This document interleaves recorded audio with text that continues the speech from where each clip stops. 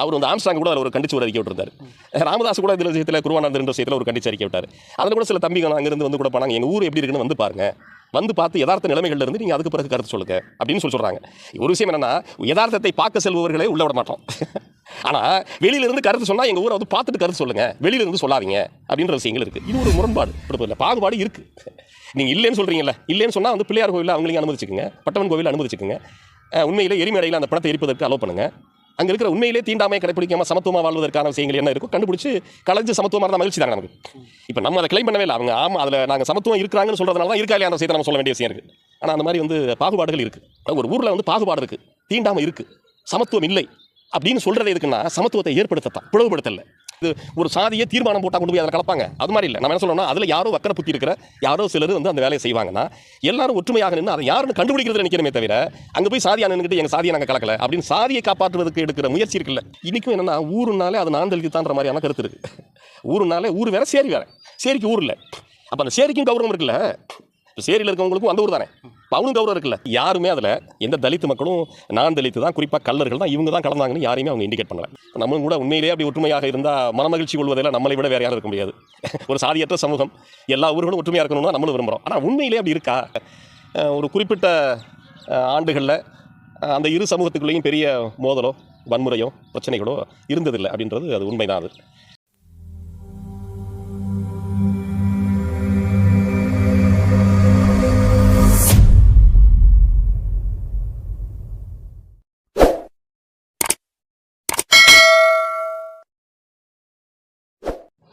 பேரன்பு கொண்ட தோழர்களுக்கு வணக்கம். புதுக்கோட்டை மாவட்டம் குருவாண்டான் தெரு மேல்நிலை நீர்த்தேக்க தொட்டியில் சாணம் கலக்கப்பட்டது தொடர்பாக பல்வேறு கருத்துக்களை நம்மிடம் பகிர்ந்து கொள்வதற்காக சிபிஐஎம்எல் கட்சியின் மாநில செயலாளர் தோழர் பல ஆசைத்தம்பி அவர்கள் நம்மோடு இணைந்திருக்கிறார். வாருங்கள் அவரோடு உரையாடுவோம். தோழர் வணக்கம். தோழர் வணக்கம். இப்போ சமீபத்தில் குருவாண்டான் தெரு அப்படிங்கிற ஊரில் குடிநீர் தொட்டியில் சாணம் கலந்தது தொடர்பாக என்ன நடந்துச்சு, அங்கே என்ன நடந்துச்சு அப்படிங்கிறத சுருக்கமாக சொல்லுங்கள். இந்த குருவாண்டான் தெரு அப்படின்றது புதுக்கோட்டை மாவட்டத்தில் கந்தரகோட்டை ஒன்றியத்தில் இருக்கிற 36 ஊராட்சிகளில் ஒரு ஊராட்சி. அது அந்த ஊராட்சி வந்து சங்கமிடுதி ஊராட்சி. சங்கமிடுதி ஊராட்சியில் 6 குக்கிராமங்கள் அடங்கியது அந்த ஊராட்சி. அதில் வந்து இப்போ சங்கன்விடுதி, மணப்பட்டி, சொக்கம்பேட்டை, கரையவிடுதி, வெள்ளிப்பட்டி, குருவாண்டான் தெரு, இந்த 6 கிராமங்கள் இணைந்தது சங்கமிடுதி ஊராட்சி. இப்போ அந்த குருவாண்டான் தெருவில் இரு சமூக மக்கள் தான் வாழ்கிறாங்க. ஒன்று தலித்து, அதில் வந்து பிஆர், இன்னொன்று நான் தலித்தில் கேஎல், கல்லர்கள் அப்படின்றது இரு சமூகம் தான் வாழுது. அதில் ரொம்ப ஒரு 25லேருந்து 30 குடும்பங்கள் வரையும் தலித்து, ஒரு 125லேருந்து 150 வரையும் வந்து நான் தலித்து, அந்த இரு பிரிவுகள் தான் இருக்காங்க. இப்போ ஒரு குறிப்பிட்ட ஆண்டுகளில் அந்த இரு சமூகத்துக்குள்ளேயும் பெரிய மோதலோ வன்முறையோ பிரச்சனைகளோ இருந்ததில்லை அப்படின்றது அது உண்மைதான். அது இந்த சூழலில் இது எப்படி வருது அப்படின்ற மாதிரி பார்த்தா, முதல்ல குடிக்கிற நீரில் அங்கே 2 டேங்க் இருக்குது. ஒன்றும் நான் தலித்து மட்டும் பயன்படுத்துகிற டேங்கு ஒரு 30,000 லிட்டர் தண்ணி டேங்கு ஒன்று தனியாக இருக்குது. இன்னொரு டேங்கர் 10,000 லிட்டரு டேங்கு ஒன்று இருக்குது. அதில் வந்து இந்த 25லேருந்து 30 குடும்பங்கள் தலித்து குடும்பங்கள் அதில் நீர் அருந்துறாங்க. அதில் பால்வாடி இருக்கிற குழந்தைகள் வந்து அதில் தண்ணி எடுத்து தான் அந்த பால்வாடி குழந்தைகளுக்கு சமைக்கிறாங்க. கல்லர் குடும்பங்கள்லேயும் ஒரு 5 குடும்பங்கள் வரையும் அந்த நீர்த்தேக்க தொட்டியிலிருந்து தான் நீர் எடுத்து அருந்துறாங்க. இது ஒரு டேங்கு. இப்போ இந்த டேங்கில் தான் வந்து அதிலிருந்து சாணி போல் சாணி துகள்கள் வருது அப்படின்ற மாதிரி சொல்லி பைப்பில் வர்றதா ஒரு தகவல் வந்து ஊராட்சி மன்ற தலைவருக்கு தெரியப்படுத்துகிறாங்க. தலைவர் அது தெரிஞ்ச பிறகு நேராக அதிகாலையிலே புறப்பட்டு அந்த தலித்து குடியிருப்பு பகுதிக்குள்ளே வந்து அங்கே இருக்கிற இளைஞர்கள் மத்தியில் சொல்லி வாங்க வாட்டர் டேங்கை போய் பார்ப்போம் அப்படின்னு வந்து கூப்பிட்றாங்க. இங்கே இருக்கிற இளைஞர்கள் மற்றவங்களுக்கு கூட திடீர்னு வந்து எல்லாரையும் நம்ம தெருவில் கூப்பிட்றாருன்ட்டு இவங்களும் போகிறாங்க. அந்த டேங்கில் ஏறி வந்து பார்க்குறது பார்த்திங்கன்னா, முதல்ல வந்து அங்கே இருக்கிற ஒரு தூய்மை பணியாளர் அவர் தான் மேலே ஏறாரு. அவர் மேலே ஏறாரு. அதற்கு பிறகு அங்கே இருக்கிற வந்து தம்பிங்க, ஒருத்தர் வந்து தினேஷ், இன்னொருத்தர் ரவிக்குமார், ஒரு 4 பேர் மேலே போகிறாங்க. அதற்கு பிறகு கீழே இருக்கிற இளையராஜான்னு ஒரு தம்பி, அவனையும் வந்து கூப்பிட்றாங்க ஃபோட்டோ எடுக்கிறதுக்கு, கேமரா சரியாக கிளாரிட்டி இல்லைன்ற மாதிரி. மேலே ஏறி பார்க்கும்போது தண்ணிக்குள்ளே குப்பையோடு சாணம் கிடக்கிறதா பார்த்தவங்க சொல்கிறாங்க. இதை பார்த்த பிறகு உடனே என்ன பண்ணுறாங்கன்னா, கீழே இறங்குன்னு சொல்லி எல்லாம் இறங்க சொல்லிவிட்டு வாட்டர் டேங்கை வந்து திறந்து தண்ணியெல்லாம் வந்து சுத்தப்படுத்திடுறாங்க. தண்ணி சுத்தமான பிறகு டேங்குக்குள்ளே அந்த சாணம் போல் குப்பையோடு இருக்கிற இவங்க என்ன சொன்னாங்களோ அது வந்து அது உள்ளுக்குள்ளே இருக்குது. அதையும் எடுத்துடுறாங்க, எல்லாம் பசங்க மேலே இருந்தவங்க எடுத்துடுறாங்க. அது எல்லாமே வந்து நிறைய வந்து சமூக வலைதளங்களில் போட்டாங்க, பார்த்துருப்பீங்கன்னு நினைக்கிறேன். அதெல்லாம் நிறைய வந்து எல்லாருமே பார்த்தாங்க. அது அப்படியே கையில் எடுத்து பார்க்குறாங்க. கிராமப்புற வரியவர்கள் அதை எடுத்து பார்த்தோன்னே இது சாணி, காஞ்ச சாணி குப்பையில் இருந்தது அப்படின்ற மாதிரி எடுத்து நேரடி பார்க்குறாங்க. அதை வந்து பார்த்துட்டு அதற்கு பிறகு வந்து பத்திரிகை அதிகாரிகள் எல்லாமே புதுக்கோட்டை இங்கே கந்தரக்கோட்டையிலேருந்து போகிறாங்க. டிஎஸ்பி, தாசில்தார், பிடிஓ மற்ற எல்லாருமே போகிறாங்க. மீடியாவும் போயிடுது. இவங்கெல்லாம் போகிறதுக்கு முன்னாடியே வாட்டர் டேங்க் வந்து சுத்தப்படுத்தப்பட்டுருது. அதில் உள்ள அந்த கழிவுகள் மட்டும் எடுக்கப்பட்டிருக்கு, கையில் வச்சுருக்காங்க. அதற்கு பிறகு வந்து மக்கள் பெருந்திரளாக வந்து கூடிடுறாங்க. பல்வேறு அரசியல் கட்சி நபர்கள் அவங்களும் கூட தைரியப்பட்டு தகவல் கிடச்சி உள்ளே போகிறாங்க. இது நடந்த பிறகு மக்கள் போலீஸ் இதெல்லாம் போய் மக்களை கொஞ்சம் அமைதிப்படுத்தி, ஒன்றும் கலவரமாக பிரச்சனைகள் அதெல்லாம் ஒன்றும் இல்லை, அதெல்லாம் அமைதிப்படுத்திட்டு போங்கன்னு சொன்ன பிறகு நாங்கள் வந்து இந்த தண்ணியை வந்து நாங்கள் பரிசோதனைக்கு அனுப்புகிறோம், அதற்கு பிறகு ரிசல்ட் வந்த பிறகு நடவடிக்கை எடுக்கலான்னு சொல்கிறாங்க. அதுலேருந்து ஒரு தண்ணி எடுத்துகிட்டு போகிறாங்க. தண்ணி பரிசோதனைக்கு அனுப்பியிருக்கேன்றாங்க. 25ஆம் தேதி நடந்ததுன்னா 26ஆம் தேதி மாலை ஒரு வாரம், கிட்டத்தட்ட ஒரு 4-5 நாள் ரிசல்ட் வரல. அங்கே எதுவும் கலவரமோ மோதலோ பிரச்சனைகளோ இல்லை, அமைதியாக தான் மக்கள் அவங்கவுங்களும் இருக்காங்க. அப்போ இதில் பல்வேறு அரசியல் கட்சியை சார்ந்தவர்கள் கூட சிபிஐஎம்எல், குறிப்பாக விசிகே, பல்வேறு சிபிஎம் இப்படி கட்சிகள் போகும்போதெல்லாம் அந்த கட்சிக்காரங்களே அவங்க உள்ளே வந்து அலோவ் பண்ணலை. அப்புறம் அங்கே இருக்கிற பெருந்திரளான கல்லர்கள் பெரும்பாலும் ஒன்றா நின்றுட்டு எங்கள் ஊர் அமைதியாக இருக்கும், ஒற்றுமையாக இருக்கும், நீங்கள் வந்து ஊரை கெடுத்துடாதீங்க, உள்ளே வராதிங்க அப்படின்ற மாதிரி சொல்லி தடுக்கிறது அப்படின்ற மாதிரி விஷயங்கள் வந்து இல்லை. இப்போது சங்கமிடுதி ஊராட்சிக்கு உட்பட்ட பொதுமக்கள் வந்து மாவட்ட ஆட்சியர் அலுவலகத்தில் ஒரு புகார் மனு கொடுத்துருக்காங்க. ஊராட்சியில் உள்ள அனைத்து மக்களும் வந்து ஒன்றா தான் இருக்கிறோம், சுடுகாடு, குடிநீர் உள்ளிட்ட அனைத்துமே வந்து நாங்கள் ஒன்றா தான் பயன்படுத்துகிறோம், எங்களுக்குள்ளே எந்த பாகுபாடும் கிடையாது, சாதி ரீதியாகவோ அல்லது எதன் அடிப்படையிலையும் பாகுபாடு கிடையாது அப்படிங்கிறது மாதிரி ஒரு புகார் கொடுத்துருக்காங்க. இங்கே உள்ள கட்சிகளும் இயக்கங்களும் தான் வந்து இது போல் வந்து எங்கள் ஊரை திட்டமிட்டு கேவலப்படுத்துறதுக்காக இப்படி ஒரு வேலையை செஞ்சுருக்காங்க அப்படிங்கிற மாதிரி புகார் கொடுத்துருக்காங்க. அதை நீங்கள் எப்படி பார்க்குறீங்க? உண்மையிலே அப்படி பாகுபாடு இல்லாமல் தான் இருக்குதா?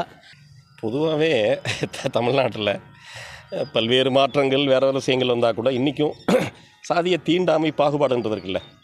ஊர் வேறு சேரி வேறையாக தான் இருக்குது, தனி சுடுகாடுகள் தான் இருக்குது, தனி கோவிலில் அவங்கவுங்களும் வழிபாடுகிற முறை தனியாக தான் இருக்குது. இன்னும் பல கிராமங்களில் இங்கே வந்து தனிக்கோலை முறைகள் இருக்குது. டீ கடைகளில், பொது இடங்களில் தலித்து மக்கள் பயன்படுத்த முடியாது, பொது சொத்தில் அவங்களுக்கு எந்த பாத்தியதையும் இல்லை. இது போன்ற பாகுபாடுகள் எல்லா கிராமங்கள்லையுமே கிட்டத்தட்ட இருக்குது. இது நம்ம வந்து கிளைம் பண்ணுறது நம்ம ஆரம்பிக்கலை. இதை நமக்கு என்னென்னா வாட்டர் டேங்கில் என்ன ஒன்று கலந்துருக்கு, அதில் என்னென்னு கண்டுபிடிக்கணுன்ற விஷயங்கள் தான் சொல்கிறாங்க. ஏதோ ஒன்று இருக்குது. ஏன்னா நம்ம வேங்க வயல் காயம் ஒன்றும் ஆறலை, அதில் மலம் கலந்ததுன்றது உறுதியாயிடுச்சு, இன்னும் குற்றவாளிகள் கண்டுபிடிக்க முடியல. இப்படி இருக்கிற சூழலில் மறுபடியும் ஒரு வந்து மாட்டுச்சாணம் கலந்ததாக செய்தி வருதுன்ற அடிப்படையில் அதான் பேசுகிறாங்க. ஆனால் அங்கே இருக்கிற நான் தலித்து கலெக்டர் ஆஃபீஸ் முன்னாடி நீங்கள் சொன்னது உண்மைதான். அங்கே இருக்கிற மக்களை கூட்டிகிட்டு போயிட்டு தலித்தினையும் ஒரு 2-3 பேர் வச்சுட்டு நாங்கள் அப்படின்லாம் இல்லை, நாங்கள் ஒற்றுமையாக தான் இருக்கிறோம்னு சொல்கிறாங்க.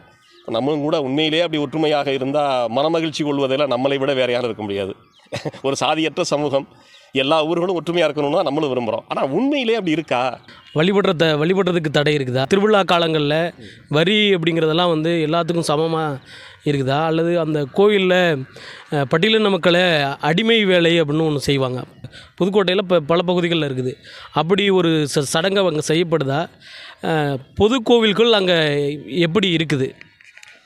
அதான் இப்போ பொதுக்கோவில்னால் இந்த ராவத்தூர் கோவில்ன்றது வந்து தலித்து மக்கள் அவர்கள் வழிபட்ட கோவிலில் நான் தலித்து வந்து பணம் கொடுத்து கோவில் கட்டியிருக்காங்க. இவங்க என்ன சொல்கிறாங்கன்னா அந்த கோவில் அவங்க தான் செய்கிறாங்கன்னு சொல்கிறது இது ஒரு பக்கம். நம்ம பொது கோவில்ன்றது அது போன்ற கோவில்கள் பெரிய கோவில்களாக இல்லை. இப்போ அங்கே வந்து பார்த்திங்கன்னா அங்கே நான் தலித்தில் வந்து ஒரு பிள்ளையார் கோவில் இருக்குது. அதில் வந்து அங்கே இருக்கிற வந்து கல்லர்கள் எல்லாமே அந்த பிள்ளையார் கோவிலில் வந்து பண்ணுவாங்க. அதில் தலித்து வந்து உள்ள வந்து சின்ன கோவில் தான் அது, ஒரு பள்ளிக்கூடத்துக்குள்ளே அந்த வளாகத்துக்குள்ளே ஒரு சிறியதாக ஒரு கோவில் கட்டியிருக்காங்க. அதுக்குள்ளே தலித்துகள் போய் வழிபடுறதோ போகிறதோன்றது விஷயங்கள் அதில் இல்லை ஒன்று. அப்புறம் அங்கே இருக்கிற வந்து பட்டவன் கோவில்னு ஒன்று வச்சுருக்காங்க. வந்து அங்கே இருக்கிற வாண்டார் மற்றவங்க பயன்படுத்துகிற கோவில், அந்த கோவில்களில் அவங்க வழிபடுவாங்க. பெரிய கோவில் இல்லை, அது சின்ன கோவில். அது இங்கே அவங்க போய் அங்கே போய் அதுக்குள்ளே வந்து அவங்கள சேர்த்துக்கிறதோ அந்த மாதிரி விஷயங்களும் இல்லை. பாகுபாடுகள் இருக்குது. அவர்களுக்கு தனி கோவில், இவங்க தனி கோவில். தலித்துக்கள் வந்து பயன்படுத்துகிற கோவிலில் இவர்களும் சேர்ந்து பணம் கொடுத்து பணம் கட்டிட்டு அவங்க வந்து பயன்படுத்துகிறாங்க. அதை அவங்கள சமத்துவம் பண்ணுறாங்கன்றாங்க. சமத்துவன்றது அது இல்லை, அது அவங்க கோவிலில் அவங்க பண்ணிகிட்டு இருக்காங்க. இந்த கோவிலில் வந்து அவங்க வந்து உள்ளே வந்து வர்றதோ இவங்களுக்கு சமத்துவன்ற விஷயங்களோ இல்லை. அது ராவத்தர் கோவில் அப்படிங்கிறது வந்து தலித்துகளுக்கான கோவில். ஆமாம், தலித்து மக்கள் நீண்ட காலமாக வழிபடுகிற குலதெய்வம் மாதிரி. அதுக்கு ஒரு சாம்பிள் பார்த்தீங்கன்னா, குலதெய்வன்றது ஒரு சமூகத்துக்கு 2 3 இருக்க முடியாது. அதுக்கு சாம்பிள் வந்து அங்கே இருக்கிற வந்து தலித்து மக்கள், சேரின்ற அடையாளம் கொண்ட தலித்து மக்கள், அங்கேருந்து புலம்பெயர்ந்து போனவங்க மருதங்கர் விடுதின்னு பக்கத்தில் ஒரு ஊர் இருக்குது. இதே ராவத்தரை அங்கே வச்சு வழிபடுறாங்க. அப்போ நான் இப்போ கலர்கள் வந்து பார்த்திங்கன்னா அதே ஊருக்குள்ளேயே வந்து குறிப்பாக வாண்டார், ராங்கியர், மால் சுத்தியார் ஒரு சில குடும்பங்கள், சிங்கப்புலின்னு ஒரு 4 பிரிவுகள் இருக்காங்க. பெரும்பான்மை வாண்டார்கள் அப்படி இருக்காங்கன்னா, இப்போ இவங்களுடைய குலதெய்வ வழிபாடு அது இல்லை. குலதெய்வ வழிபாடு தலித்துக்கானது. அதில் எல்லாமே பூசாரியிலேருந்து கிடா வெட்டுறதுலேருந்து மற்ற விஷயங்கள்லேருந்து எல்லாமே அவங்க தான் செய்வாங்க.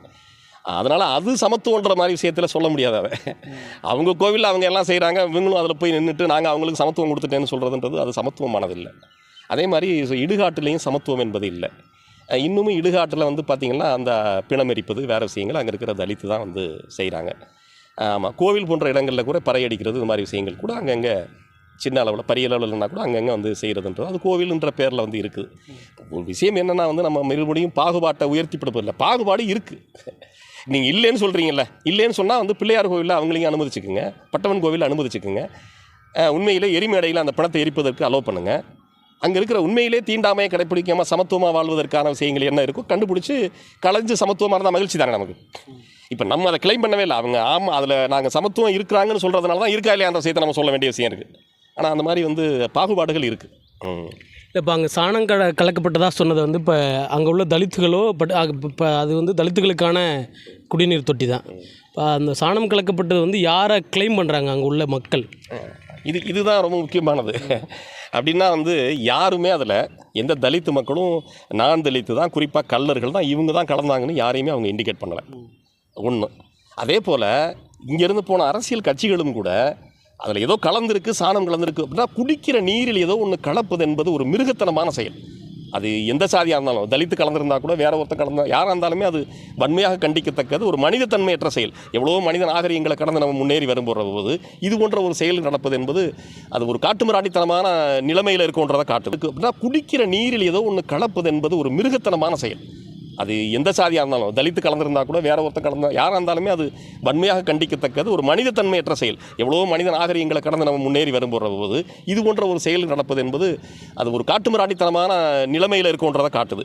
இதில் அங்கே இருக்கிற எல்லாருமே தலித்து நான் தலித்து 2 பேருமே சேர்ந்து என்ன செய்யணும்னா, அதில் யாரோ ஒரு குடிநீரில் வந்து ஏதோ ஒரு கலந்துருக்காங்க. நான் என்ன சொல்கிறேன்னா, இது ஒரு சாதியை தீர்மானம் போட்டால் கொண்டு போய் அதில் கலப்பாங்க அது மாதிரி இல்லை. நம்ம என்ன சொல்கிறோம்னா, அதில் யாரோ வக்கர புத்தி இருக்கிற யாரோ சிலர் வந்து அந்த வேலையை செய்வாங்கன்னா எல்லாரும் ஒற்றுமையாக நின்று அதை யாருன்னு கண்டுபிடிக்கிறதுல நிற்கணுமே தவிர அங்கே போய் சாதியாக நின்றுக்கிட்டு எங்கள் சாதியை நாங்கள் கலக்கலை அப்படின்னு சாதியை காப்பாற்றுவதற்கு எடுக்கிற முயற்சி இருக்குல்ல, மனம் கலந்தவனா அல்லது வந்து கண்டுபிடிப்பதற்கான பிரச்சனைகள் இங்கே எடுத்த மாதிரி சாணம் கலந்துருக்கா இல்லையா, கலக்காமல் இருந்தால் இப்போ நல்லது, கலந்துருக்கா இல்லையான்ற விஷயத்தை நம்ம கண்டுபிடிப்போம் அப்படின்ற விஷயத்தில் நின்று கவனம் கொடுப்பது, அதற்கு அழுத்தம் தருவதை தாண்டி சாதிய கௌரவத்தை காப்பாற்றுவது, ஊர் கௌரவத்தை காப்பாற்றுவது, ஊர் மரியாதை போயிடும்னு நினைக்கிறது அப்படின்ற விஷயங்களில் கூடுதல் அழுத்தம் வந்து இருக்குது.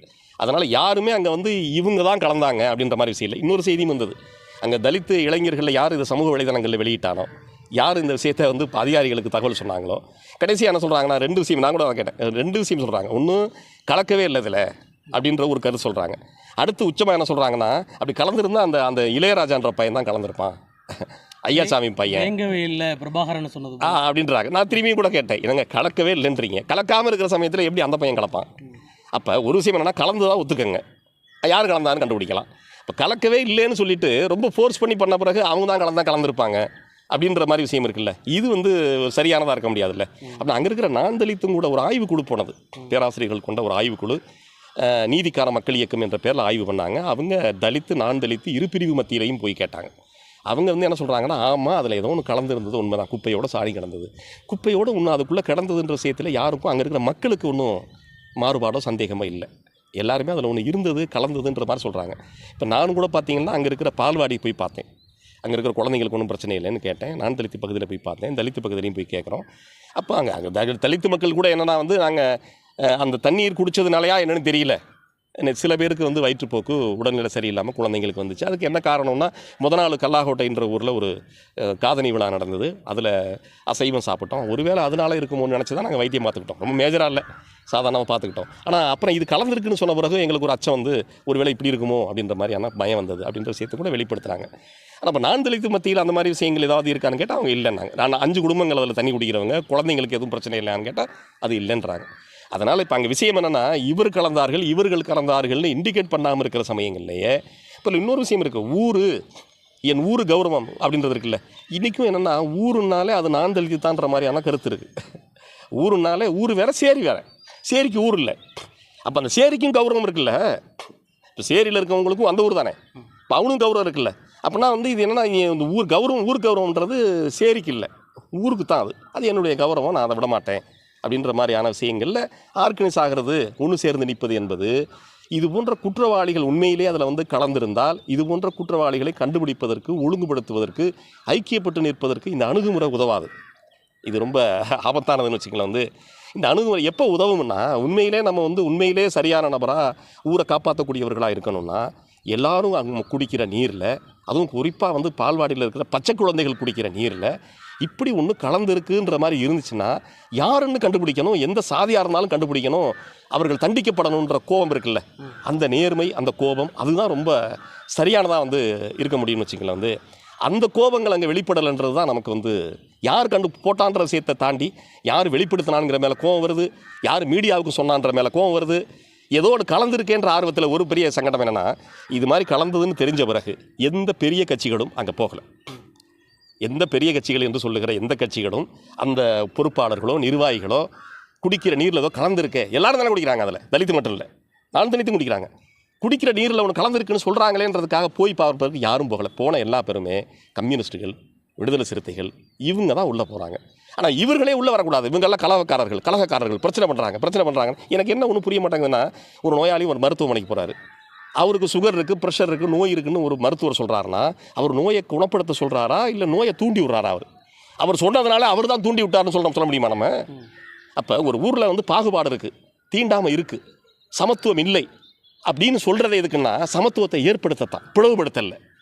ஒரு ஊரில் நம்ம போய் இந்த ஊரில் சமத்துவம் இல்லைங்க அப்படின்னு சொன்னோம்னாலே சமத்துவத்தை கொண்டு வருவதற்கான அக்கறையோடு அந்த விஷயத்தை சொல்கிறோம் அப்படின்னு புரிஞ்சுக்கணுமே தவிர, அப்படி தான் நினச்சிக்கணுமே தவிர, நம்ம இதுவரையும் நாங்கள் ஒற்றுமையாக இருந்தோம், சமத்துவம் இல்லைன்னு யார் சொல்கிறாங்களோ அவங்க தான் பிளவு ஏற்படுத்துகிறாங்கன்னு சொல்ல பார்க்குறாங்க.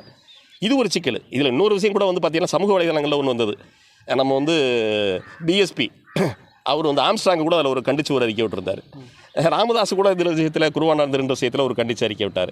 அதில் கூட சில தம்பிங்க அங்கேருந்து வந்து கூட போனாங்க, எங்கள் ஊர் எப்படி இருக்குன்னு வந்து பாருங்கள், வந்து பார்த்து யதார்த்த நிலைமைகளில் இருந்து நீங்கள் அதுக்கு பிறகு கருத்து சொல்லுங்க அப்படின்னு சொல்கிறாங்க. ஒரு விஷயம் என்னென்னா, யதார்த்தத்தை பார்க்க செல்பவர்களே உள்ளே விட மாட்டோம். ஆனால் வெளியிலிருந்து கருத்து சொன்னால் எங்கள் ஊரை வந்து பார்த்துட்டு கருத்து சொல்லுங்கள், வெளியிலிருந்து சொல்லாதீங்க அப்படின்ற விஷயங்கள் இருக்குது. இது ஒரு முரண்பாடு. நான் அந்த தம்பிக்கு ஃபோன் பண்ணி ஒருத்தட்ட பேசினேன். உள்ளே வர்றவங்க யார் வர்றாங்களோ விடமாட்டேன்றீங்க, உள்ளே அனுமதிக்க முடியலன்ற மாதிரி சொல்கிறாங்க. எல்லாமே விசிகெல்லாம் வந்துட்டே திரும்பி போனாங்க. சிபிஎம் வந்து போனவங்க போனாங்க. எம்எல் கட்சி தோழர்கள் வந்து உள்ளே படாமல் பிரச்சனை வருன்ற மாதிரி விலகி வந்தாங்க. அப்போ நீங்கள் உள்ளேயும் விட மாட்டேன்றீங்க, வெளியிலையும் கருத்து சொல்லணும்னா என்ன அர்த்தம்? இது நியாயமாக இருக்குமா அப்படின்ற மாதிரி. அதனால் இது போன்ற பாகுபாடுகள் வந்து இருக்குது. சாதிய பாகுபாடுகள் ஈடுகாட்டில் இருக்குது, கோவிலில் இருக்குது.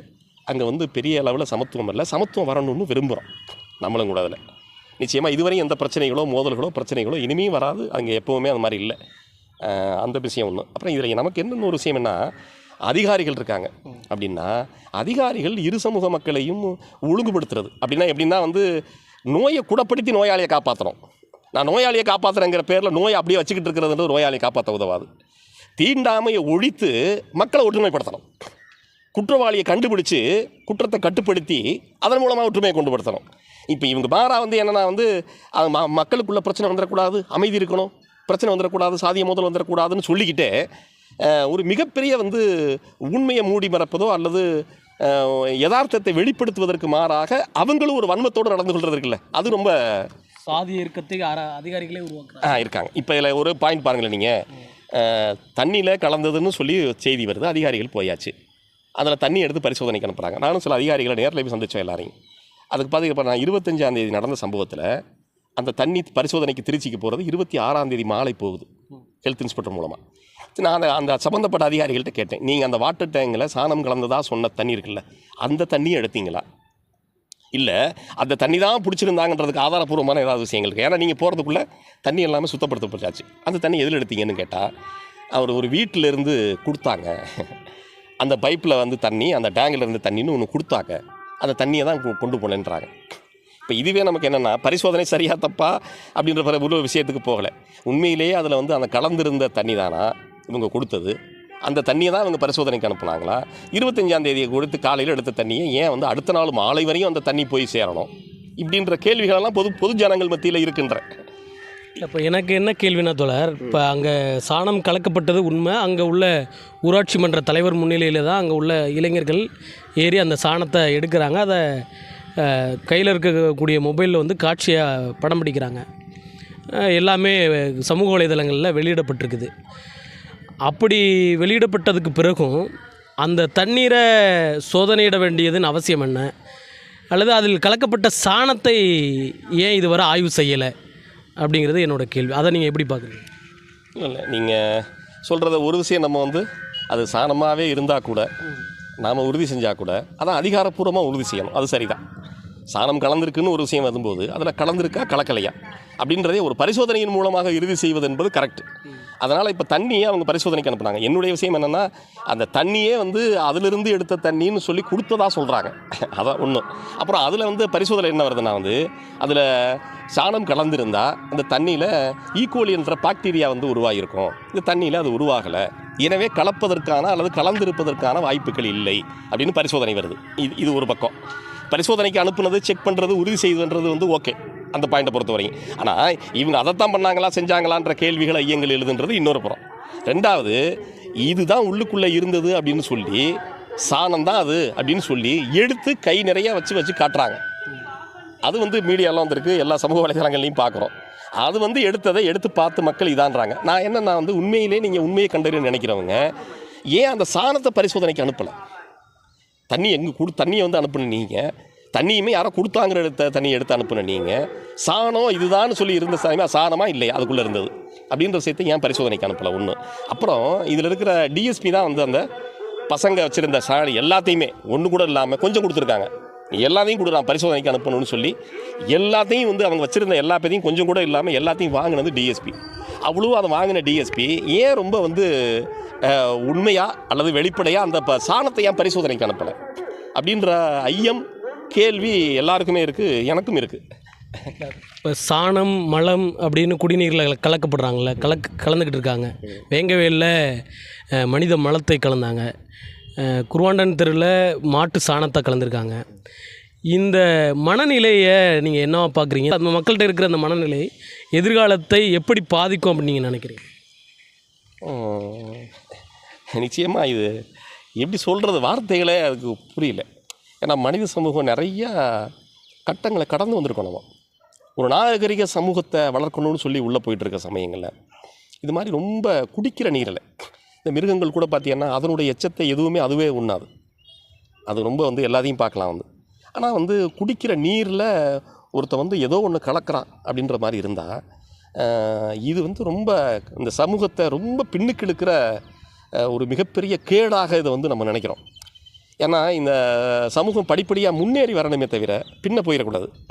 அப்போ வருகிற இளந்தலைமுறைகள் இது போன்ற செயல்கள், இது போன்ற விஷயங்கள் வருன்ற மாதிரி இருந்துச்சுன்னா பின்னாடி ஒரு ஒற்றுமையான ஒன்றுபட்ட அனைத்து பேரும் சேர்ந்து நிற்கிற மாதிரியா ஒரு சமூக சூழலை வந்து ஆரோக்கியமான சூழலை இது உருவாக்கலை. அப்படி இது உருவாக்குறதுக்கு இந்த அரசு அதிகாரிகளும் மேல்மட்டத்தில் இருக்கிறவர்களும் இதுக்கு வந்து ரொம்ப கூடுதல் கவனம் கொடுக்கணும். இப்போ நம்ம விழுப்புரத்தில் அது மாதிரி ஒன்று நடந்தது. குடிக்கிற கிணறுல வந்து கிடந்ததா, ஆனால் உண்மையில் அதை பரிசோதித்து பார்த்துட்டு அது வந்து தேன் அடை தான் உள்ளே கிடந்தது அப்படின்ற மாதிரி விஷயம் சொல்கிறாங்க. நீ சாணத்தை பரிசோதனைக்கு அனுப்பலை, அந்த தண்ணி எதுன்ற விஷயத்தை கரெக்டாக எடுத்து அந்த தண்ணியை அனுப்பலை, அதை விரைவாக அனுப்பலை, தாமதமாக அனுப்புவது அப்படின்ற இந்த போன்ற நடவடிக்கைகள் எல்லாமே சிக்கலை. இன்னொரு புறம் எனக்கு என்ன இருக்குன்னா வந்து ஒரு பக்கம் அதில் சாணம் கலந்துருக்கு அப்படின்னு சொன்னதுக்காகவே ஒரு செய்தி வருது. அப்படின்னா நான் தலித்து மத்தியில் ஒரு குறிப்பிட்ட பேர் கையெழுத்து பெற்று தலித்தில் இருக்கிற சில பேர் மேலே குண்டாஸ் போடணும்னு சொல்லி வந்து பரிந்துரைக்கிறாங்க அப்படின்றது இருக்குல்ல. நான் என்ன சொல்லலாம், எந்த குற்றவாளியாக இருந்தாலும் குற்றவாளியை கண்டுபிடிச்சி நடவடிக்கை எடுப்போன்றது வேறு, யார் செஞ்சிருந்தாலும் தப்பு. குடிக்கிற நீரில், மனிதன் குடிக்கிற நீரில் எதை கலந்தாலும் இது போன்ற அந்த கருத்து இருக்குல்ல, நீங்கள் சொன்ன ரொம்ப ரொம்ப அடிப்படையான ஒரு விஷயம். அது சாணமா இல்லையா, மலமா அல்ல அதுவே இல்லை வேற எதவா அப்படின்றது வேறு. ஆனால் இதே ஒன்று கலக்கணுன்ற அந்த புத்தி இருக்குல்ல, அந்த வந்து மட்டமான ஈனமான இழிவான அந்த எண்ணம் இருக்குல்ல, அதுதான் ரொம்ப சிக்கலானது. அப்போ அது மாதிரி இருக்கிற சமயங்களில் நீங்கள் ஏன் அந்த விஷயத்தை நம்ம வந்து கண்டிக்கிறது, ஒழுங்குபடுத்துறதுன்ற விஷயங்களுக்கு வரல. இது ஏன் இன்னும் வன்மமாக இது சாதிய பிரச்சனையாக பார்க்கப்படுது? அங்கே இருக்கிற யாருமே நான் தலித்து கலந்தாருன்னு சொல்லாத போது, நீங்கள் தலித்து தான் கலக்கலை, ஆனால் கலந்தால் அவங்க தான் கலந்துருப்பாங்கன்னு சொல்ல பார்க்குறது. அதையும் தாண்டி ஒரு விஷயம் என்ன சொல்ல பார்க்குறாங்கன்னா, அங்கே இருக்கிறவர்களை குண்டாசில் போடுங்க. ஏன்னா பொது அமைதியை அவர்கள் தான் கெடுப்பது மாதிரியும், பொது அமைதிக்கு பங்கம் விளைவிக்கிறது மாதிரியும் ஒரு விஷயத்தை பொது சமூகத்துக்கு சொல்கிறது இருக்குல்ல. நான் உங்களோட உரையாடுவதற்கு கூட நான் என்ன நினைக்கிறேன்னா எனக்கும் ரொம்ப கனத்த மனசோடு தான் இந்த விஷயத்தில் நான் உறவாடுறேன். ஏன்னா ஒரு சமூகத்தை ஒன்று சேர்க்கணும்னு போராடுறோம் நம்ம. அப்படி இருக்கிற சமயங்களில் இது போன்ற கசப்பான வழியான வேசனை விஷயங்களை நம்ம பரிமாறிக்க வேண்டிய விஷயம் இருக்குது. ஏன்னா அவங்க ஒன்று பொது சமூகத்துக்கு ஒன்று சொல்கிறாங்க, எங்கள் ஊரில் நாங்கள் சமத்துவமாக இருக்கோம், ஒற்றுமையாக இருக்கோம், அப்படி இல்லைன்னு சொல்ல பார்க்குறாங்க. அப்போ அதுக்குள்ளே என்ன இருக்குன்ற விஷயத்தையும் நம்ம சொல்லணும்ல. யாரோ ஒருத்தர் சொல்லணும், அது என்ன இருக்குதுன்னு சொல்லணும். அதனால் நம்ம இதன் மூலமாக நிறைவாக நான் அரசுக்கு தரப்புக்கு நம்ம என்ன சொல்ல பண்ணுறோம்னா, அந்த ஆய்வறிக்கை கூட வந்திருக்காது. அறிக்கையில் இந்த தண்ணியை ஏன் இவ்வளவு தாமதமாக பரிசோதனைக்கு அனுப்பணுன்ற விஷயத்தை இன்னும் ஒரு ஓய்வு பெற்ற நீதிபதி தலைமையில் கூட இப்போ ஹைகோர்ட்டில் வழக்கு போட்டு அதுக்கு சிபிசிஐடிக்கு மாற்றிருக்காங்க. ரொம்ப நல்லது. மாவட்டம் முழுவதும் இருக்கிற தீண்டாமைகள் என்ன இருக்குது அப்படின்ற விஷயத்தை கண்டறிந்து ஆய்வு செய்வதற்காக அவங்க சிபிசிஐடிக்கு போட்டதாக ஒரு செய்தி வந்திருக்கு. உண்மையிலே அவங்க அதை செய்யட்டும். ஆனால் ஒரு ஓய்வு பெற்ற நீதிபதி தலைமையிலையாவது இது போன்ற பாகுபாடுகள் எங்கே இருக்குதுன்னு கண்டுபிடிச்சி, இந்த திராவிட மாடல் அரசு இருக்கிற சமயத்தில், பெரியாருடைய அரசு இருக்கிற இந்த சூழலில் இது போன்ற தீண்டாமை கொடுமைகளுக்கு முடிவு கட்டுவதற்கு இந்த அரசு கூடுதல் கவனம் எடுக்கணும். ஒரு நீதிபதி தலைமையிலான ஒரு கமிஷன் கூட போட்டு இதுகளை பண்ணணும். இந்த விஷயத்தில் நான் என்ன சொல்கிறேன்னா, ஏன் அந்த தண்ணியை அதுதானா என்பதை பரிசோதித்து பார்க்கல, ஏன் தாமதமாக போனது, சாணத்தை ஏன் பரிசோதனைக்கு நீங்கள் அனுப்ப தவறுனீங்க அப்படின்றது ஒன்று. அப்புறம் அங்கேயும் கூட இன்னும் பார்த்தீங்கன்னாக்கா ஒரு 30,000 லிட்டர் தண்ணி இருக்குது. அது அங்கே இருக்கிற மக்கள் பறந்து விரிந்து வீடுகள் போயிடுச்சு. இப்போ அந்த தண்ணி போதுமானதாக இல்லை, பெரிய ஒரு போராட்டம் நடந்தது அங்கே. அப்போ அதுக்கு பிறகு இன்னும் கொஞ்சம் இறக்கி 390 அடி வரையும் போய் இப்போ தான் தண்ணி கொஞ்சம் போகுது. ஆனால் இன்னும் கொஞ்சம் வாட்டர் டேங்கை கூடுதலாக்கி அந்த மக்களுக்கு 2 மக்களுக்குமே இங்கே இருக்கிற கல்லர்களுக்கும் தண்ணி போகணும்.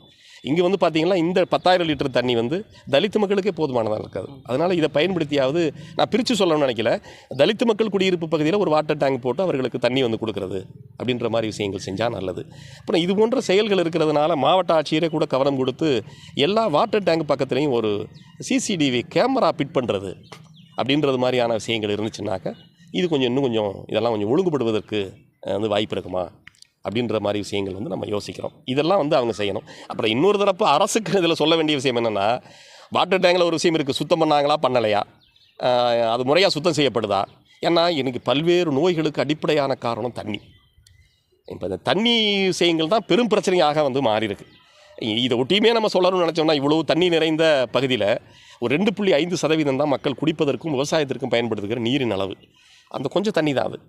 அப்போ தண்ணியில் இருந்தால் பலவிதமான நோய்கள், மலேரியா, டைபாய்டு, பல நோய்கள் தண்ணிக்குள்ளே இருந்து தான் வருது. அப்போ நீங்கள் தண்ணியை சுத்தமான தண்ணியாக, நிறைய ஊரில் மஞ்சக்காமாலை, கிட்னி ப்ராப்ளம் இப்படிலாம் வருது. இப்போ தண்ணியை சுத்தமான தண்ணியாக ஒரு கொடுக்க வேண்டிய பொறுப்பு அரசுக்கு சார்ந்தது. நகர்ப்புறங்களில் நிறைய கிட்டத்தட்ட எல்லாம் தண்ணி வாங்கி குடிக்கிற அளவுக்கு வந்தாச்சு. அப்போனால இந்த விஷயத்தில் நம்ம என்ன சொல்கிறோம்னா, தண்ணியில் ஒரு விஷயம் பார்த்திங்கன்னா, அந்த சங்கமடுதி ஊராட்சியில் 12 வாட்டர் டேங்க் இருக்குது. 12 வாட்டர் டேங்கில் 2 வாட்டர் டேங்க் ஆப்ரேட்டருக்கு மட்டும்தான் அவங்க பர்மனெண்ட். அப்படின்னா அதுக்கும் பர்மனெண்ட்டுக்கும் ஒன்றும் பெருசு இல்லை. 5,000 ரூபா சம்பளம். 5,000 ரூபானா 150 ரூபாவோட வராது ஒரு நாளைக்கு அவங்களுக்கு. அவங்க அதை என்ன பண்ணணும்னா, கரெக்டாக அதிகாலையில் போய் தண்ணி பார்க்கணும், தண்ணி இருக்கான்னு பார்த்து ஏற்றணும், கரண்ட் எப்போ இருக்குன்னு செக் பண்ணணும், மாலை திரும்ப இப்போ பார்க்கணும். கிட்டத்தட்ட அது வேறு சுவிட்ச் போடுறதாருங்கிறது மாதிரிலாம் இல்லை, அதை கண்காணித்து சரியாக அந்த தண்ணி ஏறிச்சான்னு பார்க்கணும், ஏறின பிறகு அதை ஒழுங்குபடுத்தி நிறுத்தணும். அது மாதிரி இருக்கிறவங்க 2 பேர் தான், அவர்களுக்கு 5,000. மீதி இருக்கிற 10 வாட்டர் டேங்க் ஆப்ரேட்டர்களுடைய கூலி பார்த்தீங்கன்னா 250 ரூபா. என்ன பொருளில் மீனிங்கில் கொடுக்குறாங்கன்னே நம்மளால் கண்டுபிடிக்க முடியல. ஒரு மாதத்துக்கு 250 ரூபான்னா என்ன கணக்கு? அது 10 ரூபா கூட வரலன்றேன்.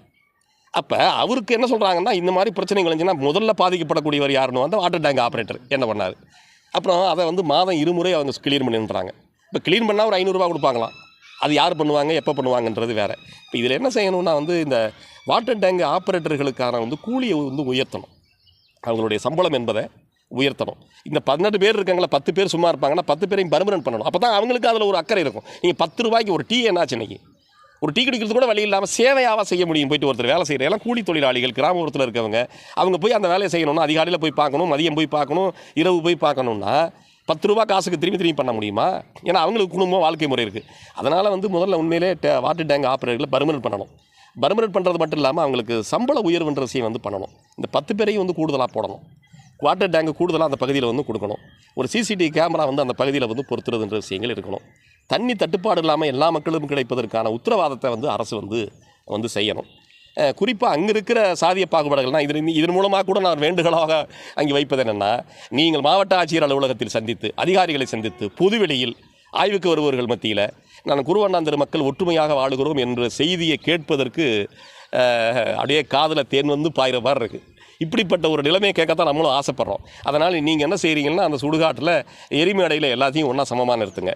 அவன் பறையடித்தல் போன்ற இழிதொழில் செய்கிற மக்களை வந்து செய்ய விடாமல் தடுத்து நிறுத்துங்க. பிணமெரிக்கிற வேலையை அவங்க தான் இன்னும் செய்கிறாங்க, அதிலிருந்து அவங்கள ரிலீவ் பண்ணுங்கள்.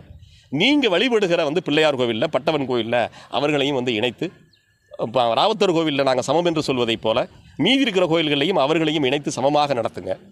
உண்மையிலே வந்து புதுக்கோட்டை மாவட்டத்தில் ஒரு முன்மாதிரியான கிராமமாக அந்த கிராமம் வளரணும். அதுக்கு இப்போ நீங்கள் எடுக்கிற எந்த அணுகுமுறையும் உதவாது. இது வந்து மேலும் பகையை வளர்க்கும், வன்மத்தை வளர்க்கும், பிளவுகளை ஏற்படுத்தும். அதற்கு தான் இது இட்டு செல்லுமே தவிர சமத்துவத்தை கொண்டு வருவதற்கு எந்த விதத்திலும் இது வாய்ப்பில்லை அப்படின்ற மாதிரி வந்து கேட்டுட்டு, நான் நிறைவாக அரசு அதிகாரிகள் இது போன்ற விஷயங்களில் பாதிக்கப்பட்டவர்கள் பக்கம் நிற்பதும் உண்மையின் பக்கம் நிற்பதும் வந்து ரொம்ப அவசியம். முதல்ல வந்து உண்மையின் பக்கம் நிற்கணும். அப்புறம் குறிப்பாக வந்து எங்கே விளிம்பு நிலை மக்கள் பாதிக்கப்பட்டிருக்காங்களோ பாதிக்கப்பட்ட பக்கம் நின்றுட்டு வந்து பேசணும். அது பல இடங்களில் வந்து அது நடக்கிறதே இல்லை. பாதிப்புக்கு உள்ளானவர்கள் பக்கம் வந்து நிற்கிறதுன்றதும் பாதிக்கப்பட்ட மக்களுக்கு எதிராக நிற்பது என்பதையும் அரசு அதிகாரிகள் வந்து கையாளுறாங்க. இப்போ அதுக்கு நீங்கள் அதை சொல்கிற சம்மந்தமாக ஒரு போராட்டம் நடத்தணும்னா கூட இங்கே போலீஸில் அனுமதி இல்லைன்றாங்க. கேட்டால் 32 போலீஸ் ஆக்ட் அமலில் இருக்குன்றாங்க. 32 போலீஸ் ஆக்ட்டுங்கிறதே வந்து பார்த்திங்கன்னா அது எப்போவுமே இருக்கும். அது என்ன, அந்த ஆக்ட் என்ன சொல்லுதுன்னா, அனுமதி பெற்று ஒரு போராட்டம் நடத்தணும்னு சொல்லுது. அதுதான் சொல்கிறது. நம்ம அனுமதி தான் கேட்குறோம். ஆனால் அதுக்கு என்ன சொல்கிறாங்கன்னா, 32 போலீஸ் ஆக்ட் அமலில் இருக்குது, அதனால் நீங்கள் நடத்தக்கூடாதுன்றாங்க. இதுவே முரணானது. முதல்ல 32 போலீஸ் ஆக்ட் இருக்கிறதுனால தான் அனுமதி கேட்குறோம். அனுமதி கொடுங்க. அப்புறம் பொது மத்தியில் பொது சமூகத்தின் மத்தியில் நம்ம வந்து ஒரு விஷயத்தை விவாதத்திற்கு உள்ளாக்காமல் அவங்க மனதில் மாற்றம் வராமல் எதுவும் நடக்காது. அம்பேத்கர் ஒன்றே சொல்கிறாரு, சாதி என்பது தடுக்க முடியாத கற்பாறையோ மதிர்ச்சுவரோ இல்லை, மனித மனங்களோடு சம்மந்தப்பட்டது. 2 வேறு சமூகத்தை சார்ந்தவர்கள் இணக்கமாக பழகி ஒன்றா வாழ முடியுது. சாதி மறுப்பு திருமணங்களை செய்து கொண்டவர்கள் சந்தோஷமாக வாழ முடியுது. அந்த மாதிரி மாற்றங்கள் வருகிற போது மனிதனுடைய மனங்கள் சம்மந்தப்பட்ட விஷயம் இது.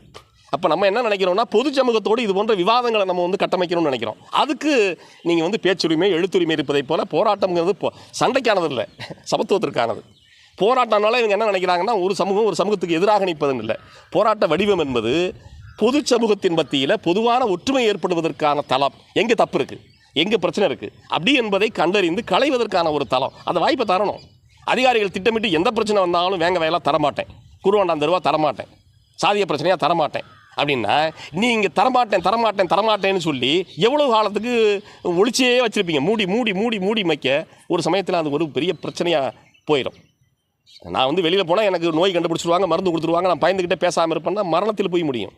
அதனால் இந்த அணுகுமுறைகளை வந்து அரசு அதிகாரிகள் மாற்றிக்கணும். அவங்களுடைய போராட்ட உரிமைகளை வந்து மறுக்கக்கூடாது. பொது சமூகத்தை உருவாதுக்கான தளத்தை வந்து அவங்க எப்போவுமே தரணும். பாரபட்சம் இல்லாமல் வந்து கையாளணும், உண்மையின் பக்கம் நிற்கணும் அப்படின்ற மாதிரி இந்த வாய்ப்பை பயன்படுத்தி கேட்டுக்கிறேன். ரொம்ப நன்றி.